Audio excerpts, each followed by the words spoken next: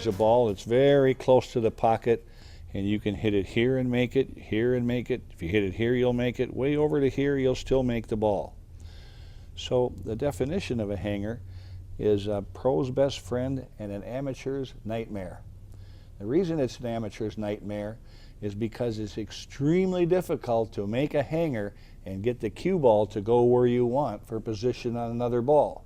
You have so many options of where to hit this ball, and all these different options make this cue ball go a different place and at a different speed. You can see if I hit the ball pretty full, the cue ball loses most of its speed and won't go very far.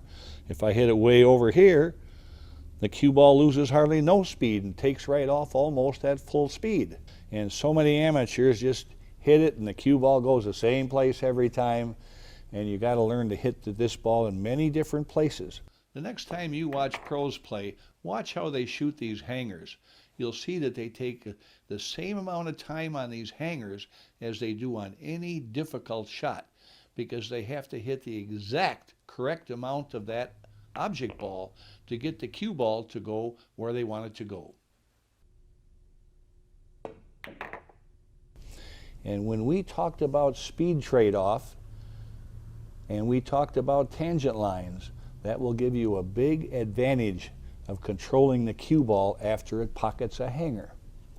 For instance, remember the first week you played pool, and when you got a hanger, you hit it in the middle and both balls went in the hole, and then somebody came along and said, hey, just hit it on the side, hit a half a ball and you won't scratch. And you thought, gee whiz, what else is there to learn about pool? I just learned everything. So anyway, so as you can see, if we shoot this cue ball above center and it arrives here straight in, you'll make the one and the cue ball. We don't want to do that. Now we'll go to a half a ball hit. Now as you can see, the tangent line is over here, plus the cue ball's losing half its speed because you're hitting half a ball.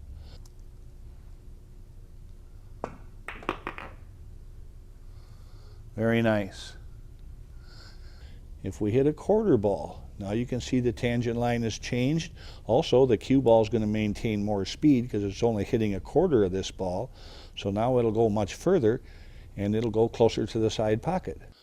Now Mark is going to get position on the 8 ball at the other end of the table. And as we know, a quarter ball hit when the cue ball's along the rail goes very near the side pocket. So Mark is going to hit this thinner than a quarter ball hit to get past the side pocket and position on the 8 ball at the other end of the table. This is a shot you must memorize. You must get good at getting past the side pocket when the cue ball's along the rail. Perfect.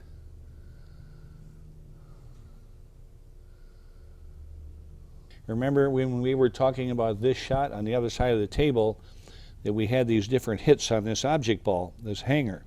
And about a quarter ball hit from here goes real near that side pocket and scratches very often. So the same applies when the cue ball comes from this direction. About a quarter ball hit scratches. So if Mark's going to play position on that 8 ball, he's going to hit it a little thinner than a quarter and cut the ball over on this side of the pocket in order to get the cue ball between the 8 ball and the side pocket.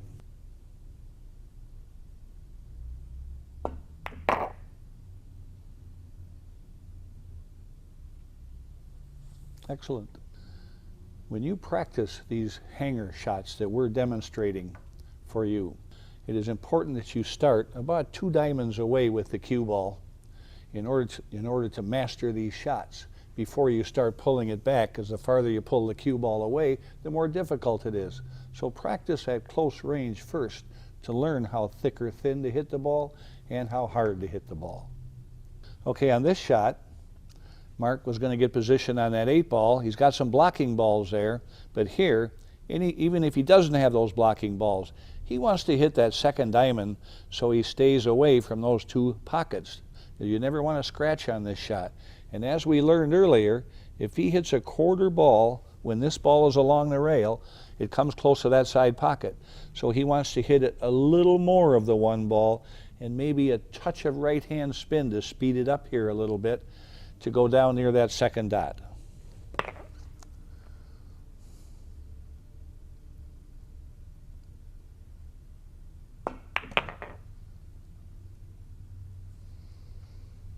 Now, when you do this shot, if the cue ball hits near the side pocket, you hit it too thin. The cue ball tells you immediately what you did wrong.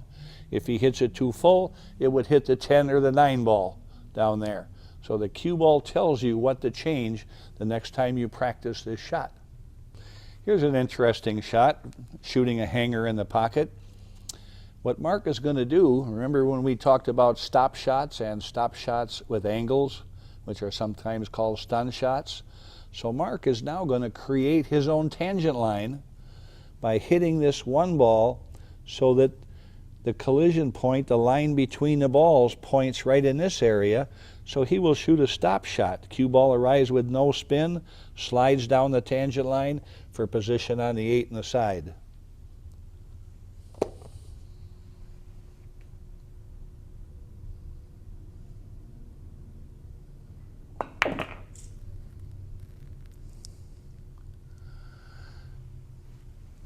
Nicely done. This is a hanger position shot that's very interesting. Most amateurs would say, I know this one. I hit a half a ball hit, right hand spin, the cue ball hits over here, and usually hits within a diamond of that corner pocket, which means that about 1 out of 3 or 4 or 5 goes in that corner pocket the player's entire life. So we got a little secret here we want to give you so that you never scratch on this shot in that corner pocket. And the secret is this diamond and a half area right here. If Mark hits a half a ball, and this is an English shot, he's going to use quite a bit of right hand spin. He's going to hit it just a hair above center. And the right hand English will pull the cue ball over here, and if he hits in this area, he will hit that second diamond way away from either one of those pockets. And then the cue ball will float down for position on the 8 ball. If he hits up in here, if he hits the second diamond or past, and this is interesting, on a new cloth, it's possible to scratch from the second diamond anywhere in here. On an old cloth, you can hit way up here and still hit that rail and not scratch. So new and old cloth make a huge difference on this shot. So on a new cloth, you want to go for a diamond and a half. One more thing. Here's how you can tell your mistake. If you hit this shot and the cue ball hits down here, you hit too much of that ball. If the cue ball hits up here, you hit it too thin.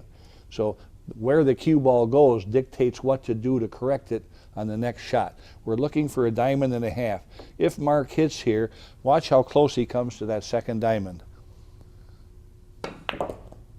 That was a little bit too thin, and as you can see, he went right down, a little scary for a scratch there. So this one he's going to hit a little bit fuller, so he hits closer to this diamond and a half.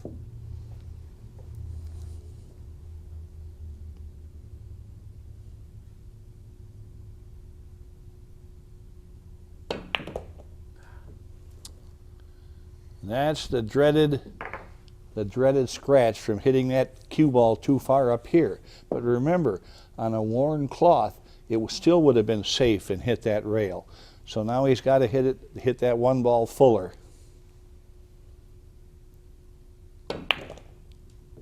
Now we're in the ballpark. He hit a little bit past, it went a little bit past the second diamond, but this is the safety area here.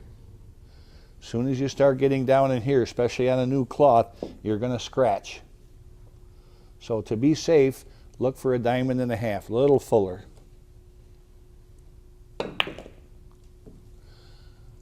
Look at how nice they connect. If you hit a diamond and a half, you will never scratch on this shot. Great shot to know. When we talk about hangers, one of the most important hits is a quarter ball hit. And it's a little bit difficult because you're hitting this ball pretty thin, but it's very important because the cue ball doesn't lose much speed. So if you have to move the cue ball a long ways, a quarter ball hit is pretty efficient. So there are certain things that you can know about a quarter ball hit depending on what direction the cue ball is coming from. So here are some good ones. If the cue ball comes from along this rail and you get a quarter ball hit, you scratch. Come very close to the side pocket. If the cue ball comes from between the rail and the spot, which is from this direction, we have the white marker there, If the cue ball comes in from this direction, now a quarter ball hit is over here. So the cue ball comes a little straighter in, and the return is there. Now they meet. When the cue ball comes in from the direction of the spot,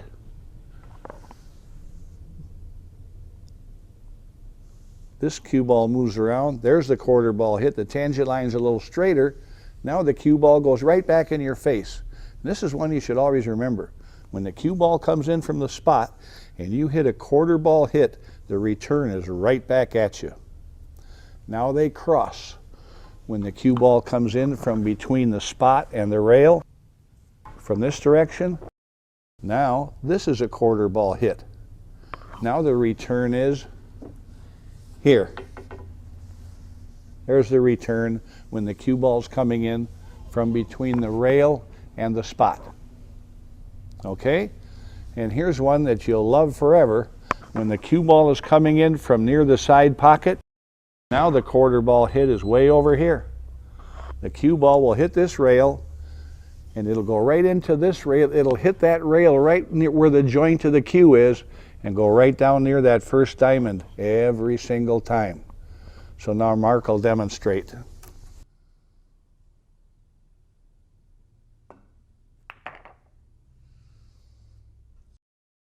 As you can see, a quarter ball went extremely near that side pocket.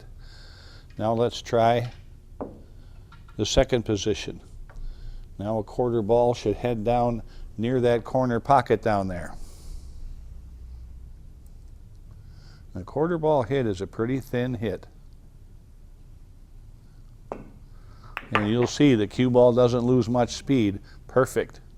Now, quarter ball hit coming from the direction of the spot should go almost straight back towards Mark. It's a very neat shot to remember.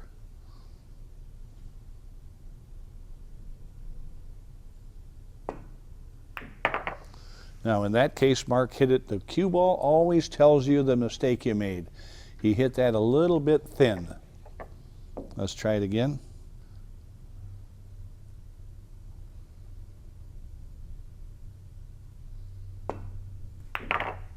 Excellent. So a quarter ball hit from the spot goes right back in your face. That's a very good shot to remember. Now they cross. A quarter ball hit from this position between the spot and the rail should come right in that area.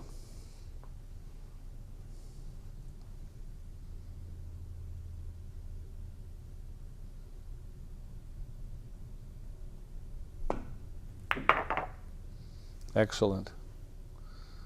And you'll see if he hits a quarter ball hit, the ball will come right up on this rail and go down near that first diamond.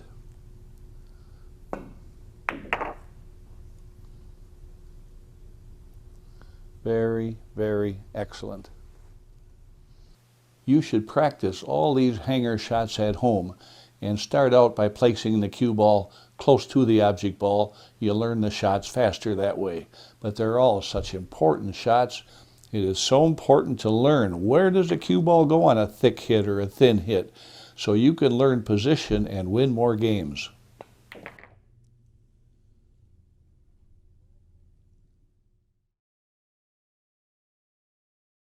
Mark is going to demo this shot again, and we're going to show you some variations on this shot. First, he's going to hit the ball a quarter ball hit, so the cue ball hits up here and goes down for the 9.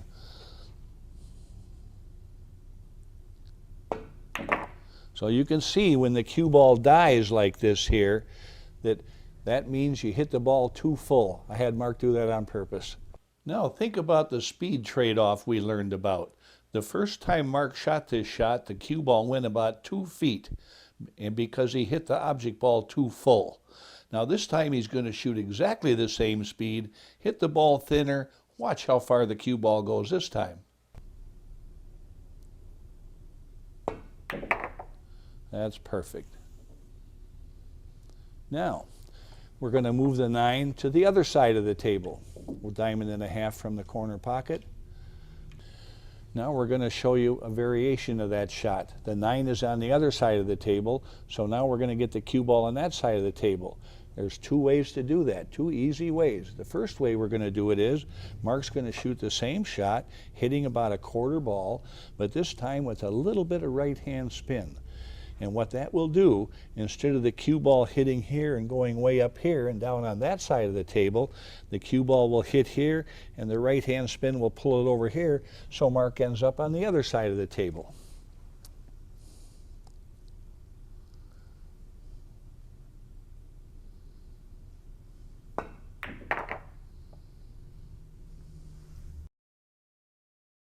Now the 6 ball is in the way, so I can no longer use that little bit of right-hand spin to get position on the 9. Now Mark's going to shoot the same shot.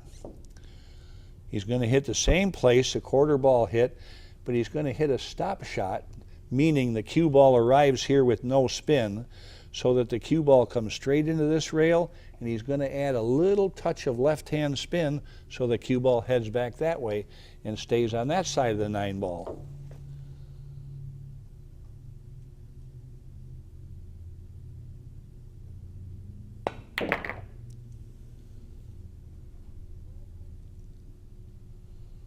Here's a shot that's very close to the hole, and what we're going to demo here is how many things Mark can do with the cue ball based on the ball this close to the hole. You can see his options are from here way over to here, and we're going to put all those options to good use here.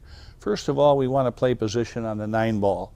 So Mark will hit this about half full with just maybe a touch of left-hand spin to go down on the bottom rail.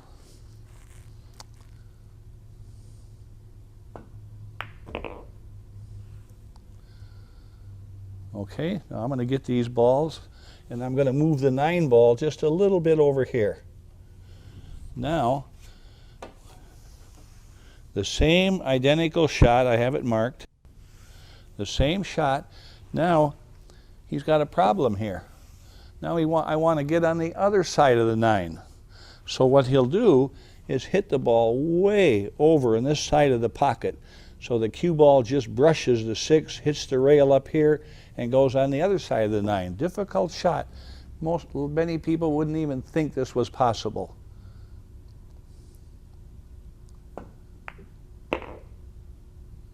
Okay, beautiful. Now we're going to take the same shot, and let's say that this was his next shot. So even though it looks like a big angle shot, a professional looks it over and says, how much room do I have over here? Do I have enough room so I can hit it dead center and stop the cue ball? If the mind says yes, hit the 3 right in the middle and stop the cue ball. So as you can see, it went from a straight in shot on one shot to an extreme cut on the next shot. So this knowledge of hangers with tangent lines and speed trade-off, you have many options to help you or to hurt you. How much do you know? Here's another example with hangers. This is a hanger. You can hit it anywhere to make it. Even when balls are back here, like we've talked about previously, you cheat the pocket or instead of shooting the ball straight in, sometimes you want to shoot it here so the cue ball goes here. Sometimes you want to shoot it here, then the cue ball will hit here. So we use the pocket when balls are close to the pocket. In this case, Mark is going to play position on the 4 by shooting the 3 on this side of the pocket. That means you'll hit the 3 on the left side, go to the rail, and out for the 4 ball.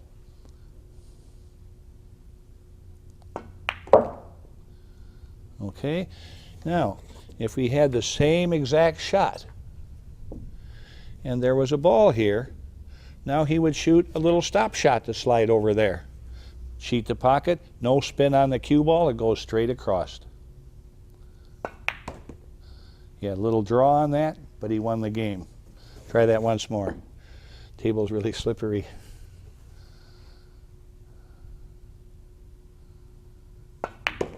Perfect. As you can see by Mark demonstrating these hangers, there's a lot to learn, and they can save your life in a pool game day after day. You got to learn these shots.